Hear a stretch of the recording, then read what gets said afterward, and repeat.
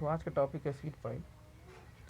तो seed pile it also is very important structure which are used in many places, many structure like as deep excavations, uh, at the abutment of the hydraulic structure, waterfront structure, bridge abutment. So all those type of structure at that place seed pile is used. तो seat pile बिल्कुल retaining wall की तरह ही होता है, यानी retaining wall का ही कह सकते हैं, एक तरीक़ा से वर्जन है, एक तरह का मॉडिफिकेशन है, उसी का एक स्ट्रक्चर है। लेकिन रिटेनिंग वॉल की अगर बात की जाए तो हम लोग रिटेनिंग वॉल यूज करते हैं सोयल को रिटेन करने के लिए, यानी जो उसका बैक पोर्शन होता है रिटेनिंग वॉल का, वो सोयल को क्या करता है, रिटेन करके रखता है। During the retaining of the soil, whatever the lateral pressure act on the stem of the retaining wall is create active earth pressure, because it try to extend or it try to overturn of the stem away from the backfill। तो जब भी हम लोग retaining wall की study करते हैं तो इसमें स्टेम के ऊपर लेटरल अर्थ प्रेशर लगता है, और अगर लेटरल अर्थ प्रेशर को आप इग्नोर करेंगे तो उस केस में ओवर टर्निंग फेलियर होना तय है। तो उस एक्टिव अर्थ प्रेशर को रिड्यूस करने के लिए रिटेनिंग वॉल का डिजाइनिंग, रिटेनिंग वॉल की बनावट इस तरह से हम लोग करते हैं कि जो रिटेनिंग वॉल का खुद का वेट है वह एक्टिव अर्थ प्रेशर की वैल्यू को, जो भी वैल्यू आ रहा है या उसके कारण जो भी मोमेंट आ रहा है उसको रजिस्ट कर ले।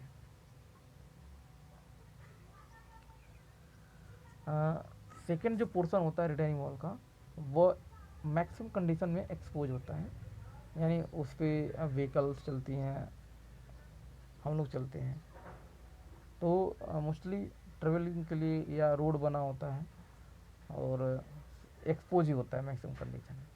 लेकिन अगर कभी भी उस केस में जहाँ जिस फेस रिटेनिंग वॉल का जो फेस एक्सपोज कंडीशन में है, अगर उसका डेप्थ कुछ नीचे है ग्राउंड सरफेस से, तो जितनी डेप्थ ग्राउंड सरफेस से नीचे है उतने पोर्शन पे क्या लगेगा, अर्थ प्रेशर लेटरल डायरेक्शन में लगेगा और वह पैसिव अर्थ प्रेशर का काम करता है। तो अगर रिटेनिंग वॉल आप बनाए हैं, कोई स्ट्रक्चर बनाए हैं और एक्टिव अर्थ प्रेशर भी लग रहा है, दूसरी साइड से आउट प्रेशर लग रहा है, तो वह हमेशा जो एक्टिव अर्थ प्रेशर होता है उसको रजिस्ट करता है, उसको रिड्यूस करता है। तो जब भी हम लोग बात करते हैं रिटेनिंग वॉल की, तो रिटेनिंग वॉल में जो सेकेंड फेस होता है वह आप मोस्टली मान के चलिए एक्सपोज होता है, और कुछ हद तक पैसिव अर्थ प्रेशर जनरेट होता है ड्यू टू इम्बेडेड लेंथ या depth of the foundation the retaining wall, यानी कुछ डेप्थ तक जो फाउंडेशन होता है रिटेनिंग वॉल का, अगर कुछ डेप्थ नीचे है तो उस केस में पैसिव प्रेशर आपका जनरेट होगा, ये तो फिक्स है पैसिव प्रेशर। लेकिन जब भी हम रिटेनिंग वॉल की बात करते हैं तो पैसिव प्रेशर रिटेनिंग वॉल के केस में इग्नोर कर देते हैं, यानी ये मान के चलते हैं कि बहुत कम है, बहुत स्मॉल है, और उसको नेग्लिजिबल मान के इग्नोर कर देते हैं। यही दूसरी तरफ अगर सीड पाइल हम लोग यूज करें, सीड पाइल का भी काम होता है सोयल को या बैकफिल को रिटर्न करके रखना। इसका हो सकता है पर्पज कोई और कुछ और हो यूज करने का, लेकिन उसकी एक पोर्शन में बैकफिल होगा ये तय है, दूसरे पोर्शन में भी बैकफिल हो सकता है, ये कंडीशन की अकॉर्डिंग है।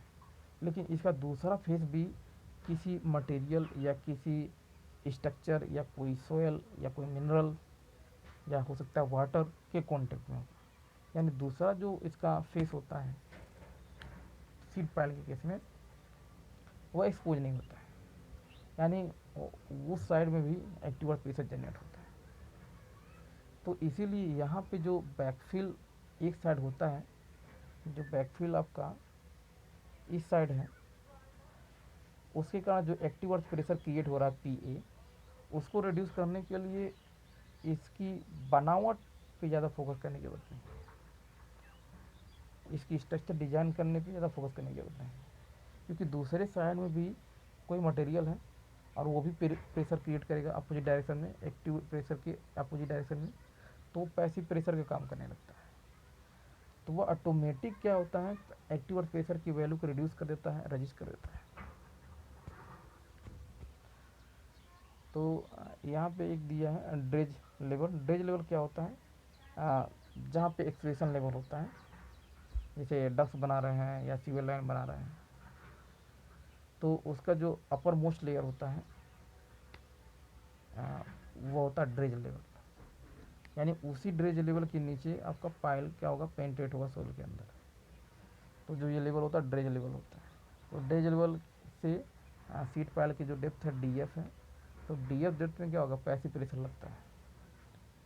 तो रिटेनिंग वॉल के केस में जो एक्टिव अर्थ प्रेशर मैक्सिमम या एक्टिव अर्थ प्रेशर होता है उसको रिड्यूस करने के लिए इसका सेल्फ वेट रिस्पॉन्सिबल होता है। सीट पाइल के केस में एक्टिव अर्थ प्रेशर की वैल्यू को रिड्यूस करने के लिए पैसिव अर्थ प्रेशर क्या होना चाहिए, प्रीडोमिनेंट होना चाहिए, इफेक्टिव होना चाहिए। अगर प्रेशर डिस्ट्रीब्यूशन की बात करें हम लोग सीट पाइल के केस में, तो सीट पाइल के यहाँ देखिए, the type of the structure is flexible, therefore it is use for the excretion work. तो फ्लेक्सिबल होता है तो एक्सक्रीशन वर्क में ज़्यादा यूज़ करते हैं। तो सीट पाइलिंग प्रेशर डिस्ट्रीब्यूशन देखेंगे तो इस साइड में पूरा बैकफिल है, तो ये बैकफिल पूरा पूरा है तो एक्टिव अर्थ प्रेशर लगाएगा। In case of retaining wall P A is registered by the gravity loading of the retaining wall या stem of the retaining wall. अब यहाँ पे ड्रेज लेवल यहाँ पे है, ड्रेज लेवल, तो ड्रेज लेवल से नीचे जो डेप्थ पेंट्रेट है उसके कारण पैसिव प्रेशर क्रिएट होगा। Passive pressure resist the effect of the active earth pressure in the retaining wall. In retaining wall, passive pressure or DF is very small. Note, in case of the seat pile, DF or passive pressure is predominant as retaining wall, जो हम लोग पढ़े थे। Passive pressure is neglected in case of the retaining wall, while in case of the seat pile, passive pressure is effective for the design of the seat pile and stability of the seat pile. तो seat pile case में ignore नहीं करते हैं। तो यहाँ देखते हैं active pressure due to the backfill is stabilize और registered by the passive pressure in case of the seat pile. This is the basic difference between the retaining wall and seat pile. अब इसका connection देखते हैं कैसे ये आपस में, अगर लेंथ बहुत ज़्यादा लेंथ तक है, बहुत ज़्यादा हाइट तक बढ़ाना है, बहुत ज़्यादा लेंथ में बनाना है, तो सीट पाइल को कैसे आपस में जोड़ते हैं। तो वही है जॉइंट या junction of the seat pile, यहाँ पे joint and junction of the seat pile. तो एक सीट पाइल, एक सीट ये है तो इसकी बनावट इस तरह से होती है, और तो दूसरा सीट ये है और आपस में कनेक्ट हुआ है ball and socket. Type of the seat pile देखते हैं, तो type of the seat pile, type of the seat pile, first आपका cantilever seat pile, second anchored seat pile, anchored seat pile. तो जो हम लोग पढ़ रहे थे अभी देख रहे थे डायग्राम, जो वो था आपका कैंटिलीवर सीट पाइल का। और कैंटिलीवर सीट पाइल में ही हम लोग क्या करते हैं, जो सीट वॉल होता है या रिटेनिंग वॉल होता है या फ्लेक्सिबल वॉल होता है, उसको हम लोग क्या करते हैं, बैकफिल में ही, उसी डायरेक्शन में ही बैकफिल के अंदर क्या करते हैं, टेंडन या स्टील वायर के थ्रू क्या करते हैं, एंकर कर देते हैं। तो वो होता है एंकर्ड सीट पाइल। तो सीट पाइल का डेफिनेशन देखते हैं, सीट ऑफ द स्टील, तो यानी सीट पाइल जो होता है स्टील का सीट होता है, dune into the ground, ground के अंदर क्या करता है, पेंटेड होता है और अंदर कुछ डेप्थ तक रहता है, to prevent the backfill entering into the excavation portion. यानी जिस साइड से आप एक्सक्रीशन किए हैं उस एक्सक्रीशन पोर्शन में डक्ट्स वाले फेस में बैकफिल ना गिरे, ना जाए, एंटर ना करे, उसको रोक के रखे, उसके लिए हम लोग क्या करते हैं, सीट पाइल यूज करते हैं। It reduce the stabilization into the backfill.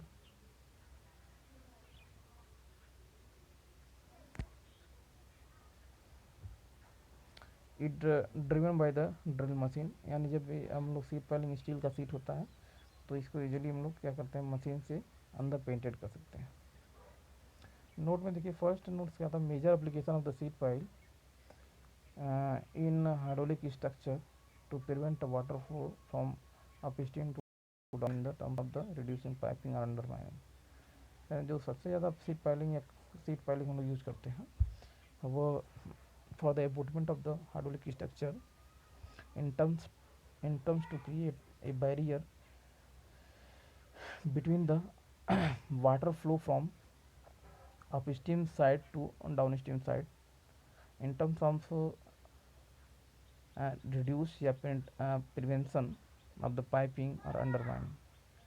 Second second देखते हैं, सेकेंड का क्या है जो हम लोग यूज़ करते हैं कहाँ पे, it is also known as cut off pile, यानी जब हम लोग हाइड्रोलिक स्ट्रक्चर के केस में सीट पाइल यूज़ करते हैं तो वहाँ पे हम लोग कट ऑफ पाइल भी बोलते हैं।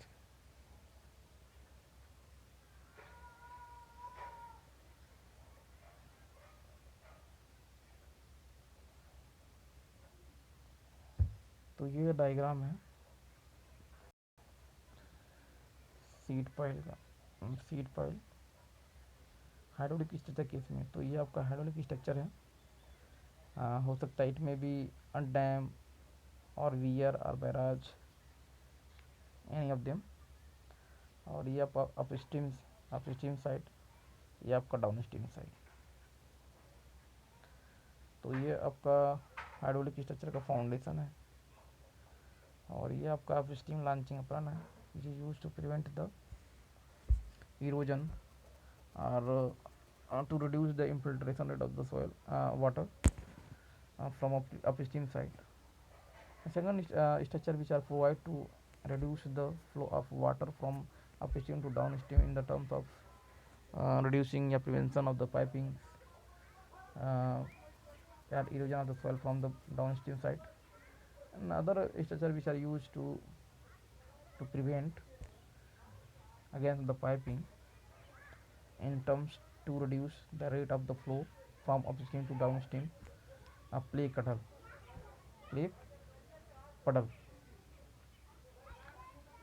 तो हम लोग एबूटमेंट में यूज़ करते हैं सीट पाइल, तो ये सीट पाइल है, तो इसे हम लोग कट ऑफ पाइल बोलते हैं। अपस्ट्रीम सीट पाइल ये है, डाउन स्ट्रीम सीट पाइल ये है, ठीक है। और एक्चुअल प्रैक्टिस में जब भी हम लोग cut off pile hydraulic structure case में यूज़ करते हैं तो जो डाउन स्ट्रीम सीट पाइल होता है उसको ज़्यादा डीपर रखते हैं, ताकि अगर वाटर यहाँ से फ्लो करके पार भी कर गया है तो जो डाउन स्ट्रीम साइड में आपका सीट पाइल है वो इसको रोक सके, पूरी तरह से रोक सके, जिससे कि पाइपिंग ना हो। तो ये हम लोग यूज़ करते हैं हाइड्रोलिक स्ट्रक्चर के केस में, कैसे यूज़ करते हैं सीट पाइल। आज के लिए इतना ही, धन्यवाद।